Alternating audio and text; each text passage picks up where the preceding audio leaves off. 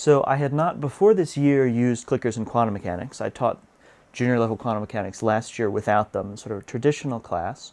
And this year I've been teaching with clickers.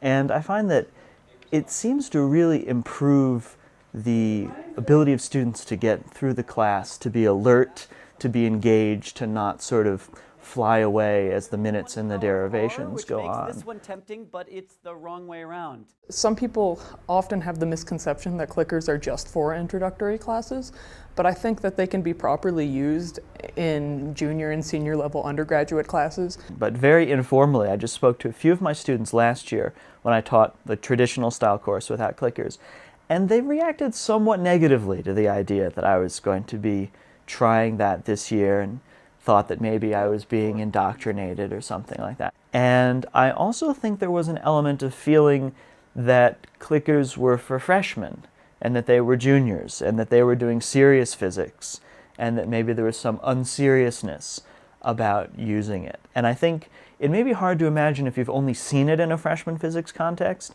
how concept test questions can be about sophisticated questions instead of about elementary things. I like how quick clickers are used in quantum mechanics, for example, because there's so many new concepts, and it's usually an overwhelming number of new concepts in even a really simple discussion. I have no idea what happened between this step and this step or this step, and I just kind of get lost and sit back. So it's really nice to stop every once in a while and just have a couple of those little concepts that you get from class that you can put in your pockets.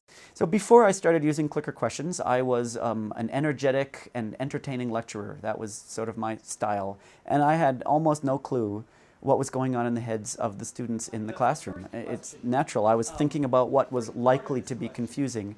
I was projecting my own self onto the class. And it completely changed my teaching. When I first started using clickers, it was such an awakening to what were the students really struggling with, rather than what I fantasized that students might be struggling with. But it means that not everything that used to be talked about in class can be talked about in the same detail in class.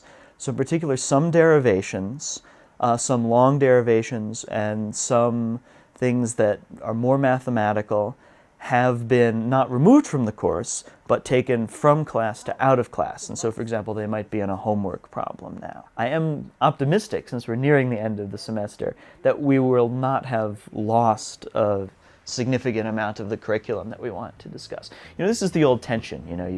You want to teach more, but well, if you teach more and you don't teach it well, was it really worth it?